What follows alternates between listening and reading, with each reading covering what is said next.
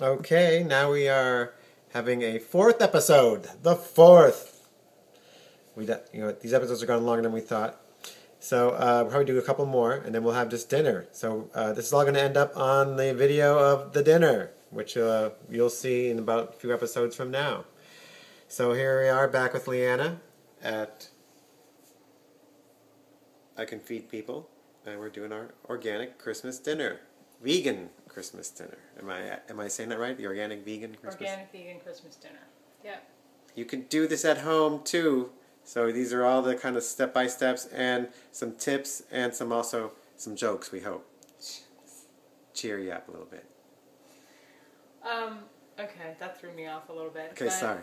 Anyway, this is for Ratatouille, and Ratatouille originally was a peasant dish.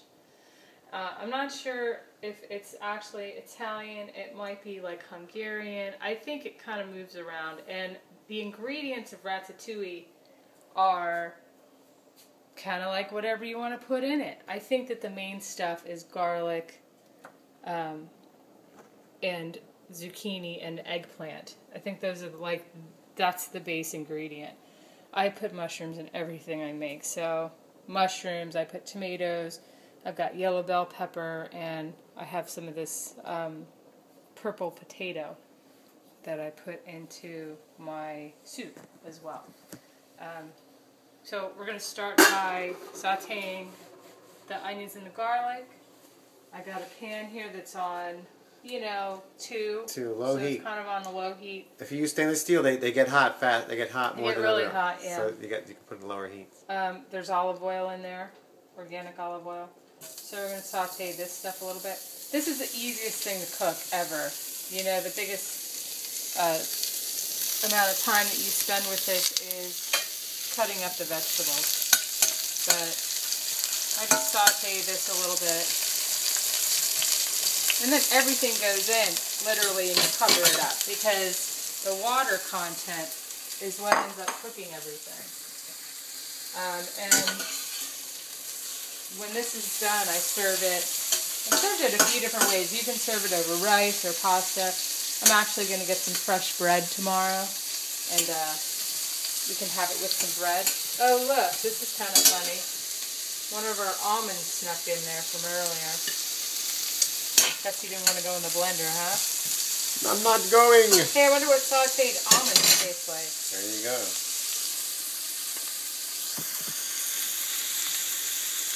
I think I'll leave them out as veggie. They make a better cheese, eh? Yeah.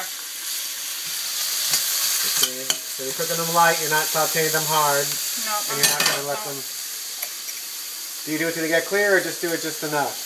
Just enough. You don't really do very much. We're going to try not to overcook the food, to keep as close to we can as a raw steak, but we want to release a lot of flavor and do the... This is going to be about as far away from raw as you can get. Yeah. Because this is everything I'm making is cooking, has extended cooking time.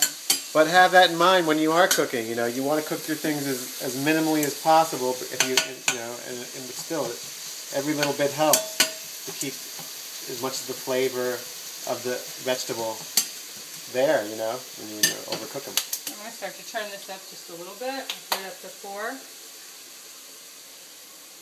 And I'm going to start with my zucchini. It's just a pile of food here.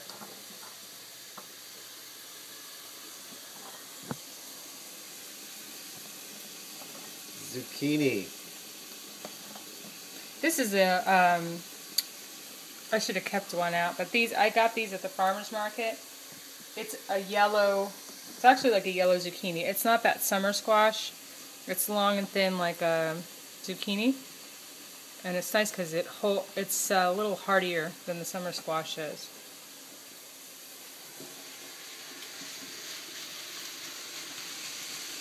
I like to kind of start this out in layers a little bit because the way things cook. Some things cook faster than the others. So these are still zucchinis too? Yep, these are green zucchinis. These are the ones the kind of common ones that you see. Put some yellow zucchinis in, or put some green zucchinis in. This is, and the eggplant I got is Japanese eggplant. It's not as, it doesn't seem as acidy to me as the regular large eggplants are.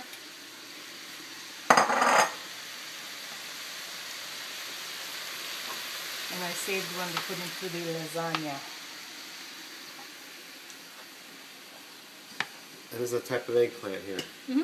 Japanese eggplant. Japanese eggplant. So it's a little, what's the difference in the taste? Is it a little more bite? No, this I think is less bite. Smoother tasting eggplant than the regular. Yeah. I'm going to add a little more oil. Domestic eggplant.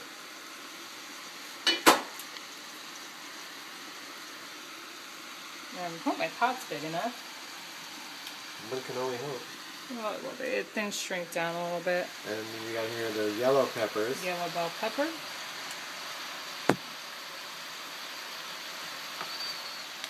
Some purple potatoes. Beautiful. There's some basil cut up here as well. And this is ratatouille, huh? Ratatouille. So now this is that I still had a slow cook, right? It's not like some are. No, it's a slow cook. And you can leave this on for a couple of hours. Just let it do its thing. You don't have to mess with it. Put the mushrooms on top on purpose? Well, things cook differently. I mean, this will all shrink down a little bit. So then you can start stirring it up. So this is supposed to suspend the mushrooms in it when you put the lid on it. No. Yeah. So yeah, so put your mushrooms in last. Remember, when you're cooking this at home. Just at first. And then fresh tomatoes. And we're going to let this all cook down a little bit. It's got to cook down just a little bit. And it will. I know it looks ridiculous right now, but...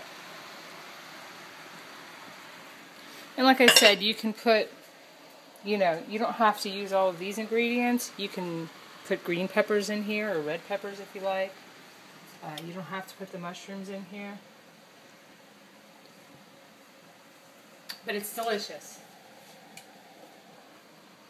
So that's going to stay there like that. I'm going to let it shrink down a little bit and cover it up. And I'm going to let it cook for a couple of hours.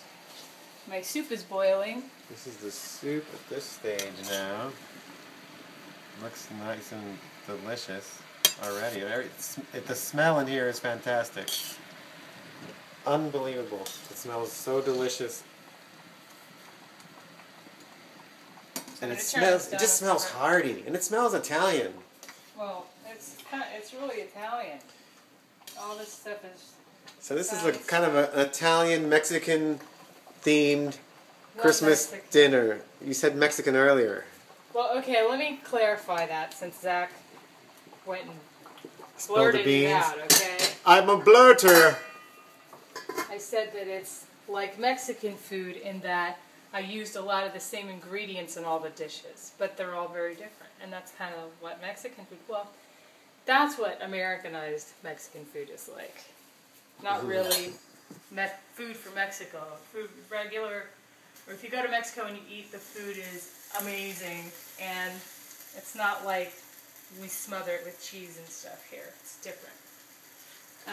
But anyhow, I'm going to start getting the vegetables ready for the lasagna, because it's like 4 o'clock in the afternoon, and I'm sick of cooking now. I've been in here since, whatever, 10 o'clock.